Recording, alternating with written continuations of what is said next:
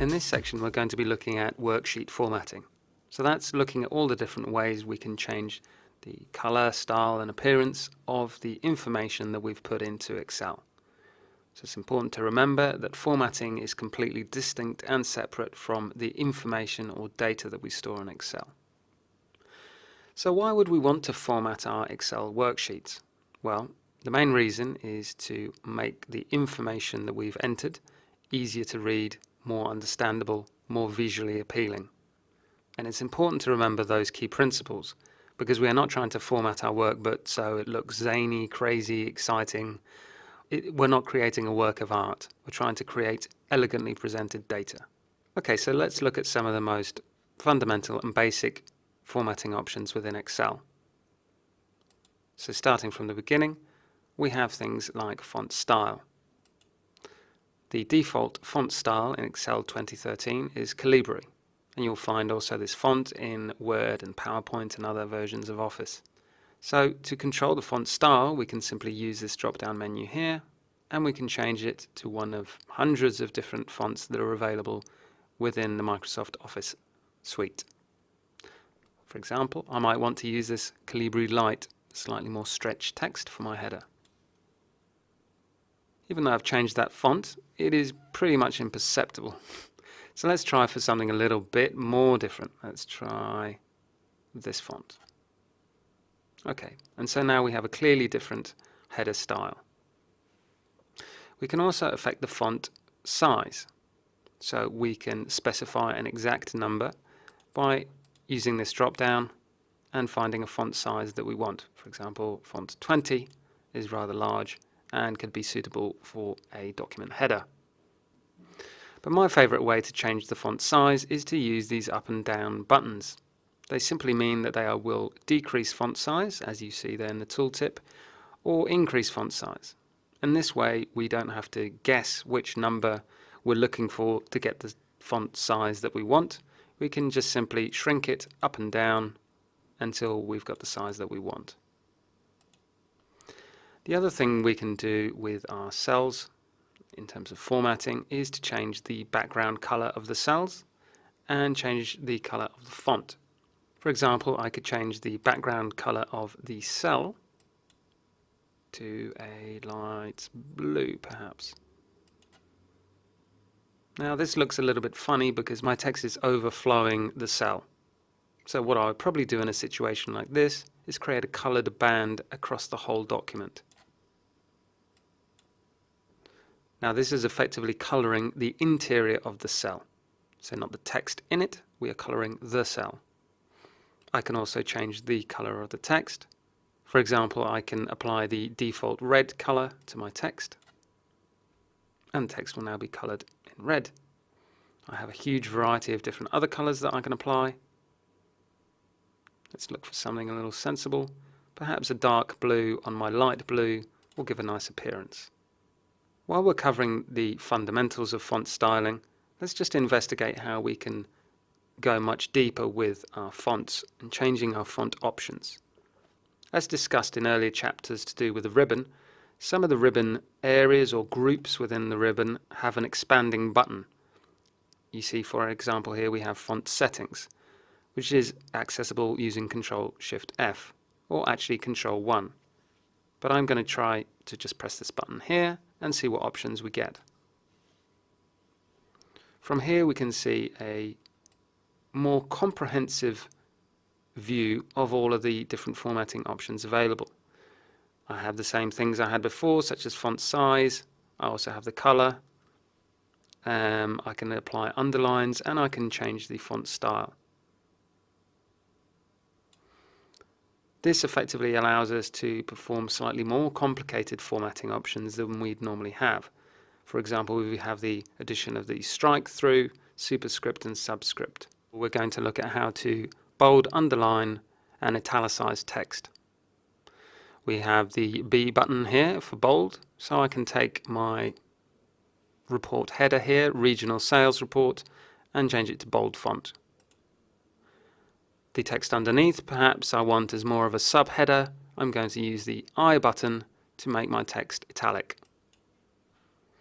And perhaps this top row, as the column headers, I might want to underline it to show that that is the effectively column headers.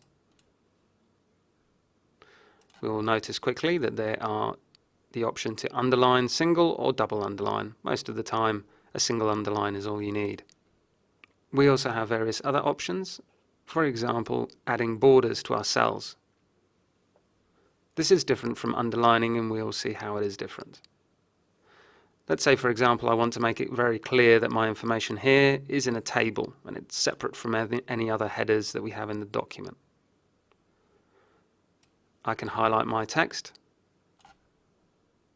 and apply borders to it. Let's say I just want to put it in a grid format. I can use all borders. This, as expected, surrounds each cell with a border. All cells have borders on the left, the right, the top and the bottom. There's different ways I can apply borders. For example, this row here, I could apply a bottom border, and this has a similar effect to an underline. But notice that different from the underline occurs within the cell and happens to the text, whereas a bottom line border is effectively demarcating the division between two cells. There's many different ways we can apply borders. We can apply them at the top of the cell, at the bottom, the left or the right. And you can see all of the different options. Thick borders, thin borders, all borders, and importantly the no border button, which will remove any borders that you've added. We also have the ability to draw borders manually.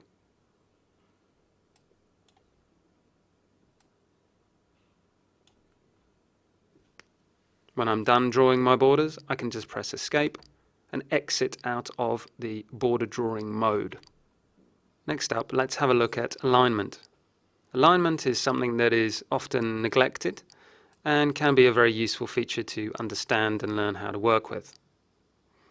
At the moment here, my cells are all, or most of my cells will be bottom aligned and left aligned.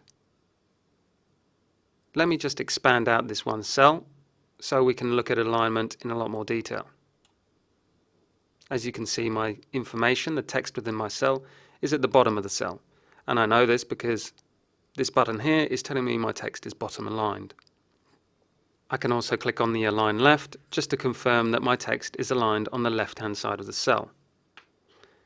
However, I can change this by moving my text to Align Right. And you can see the text will align to the right-hand side of the cell.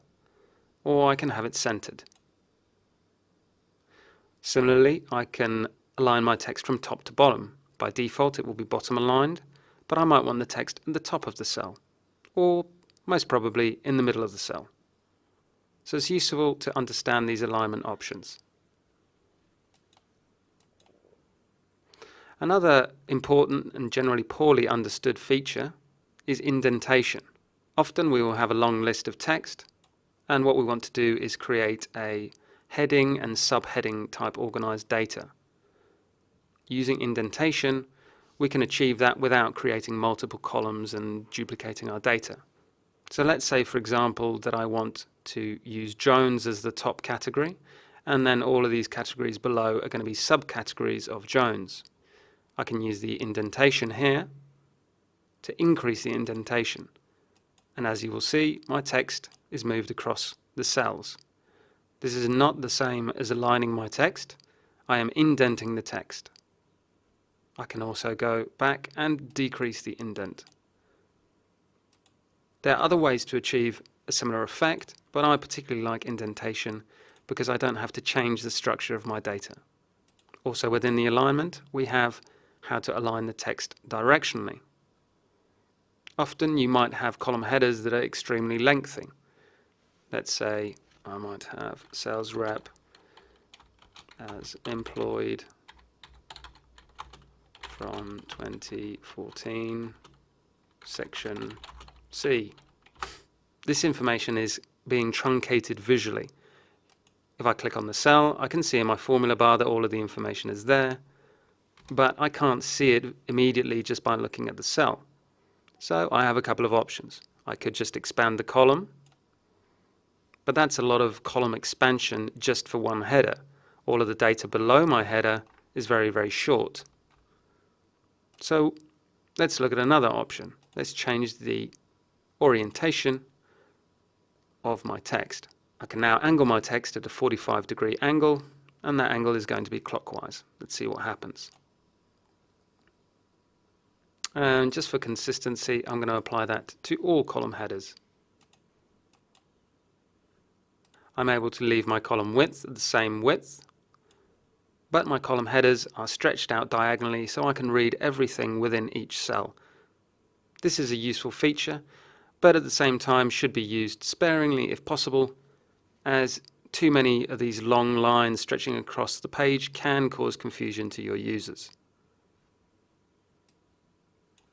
Let's simply reverse that by using the undo button as we've looked at in previous chapters.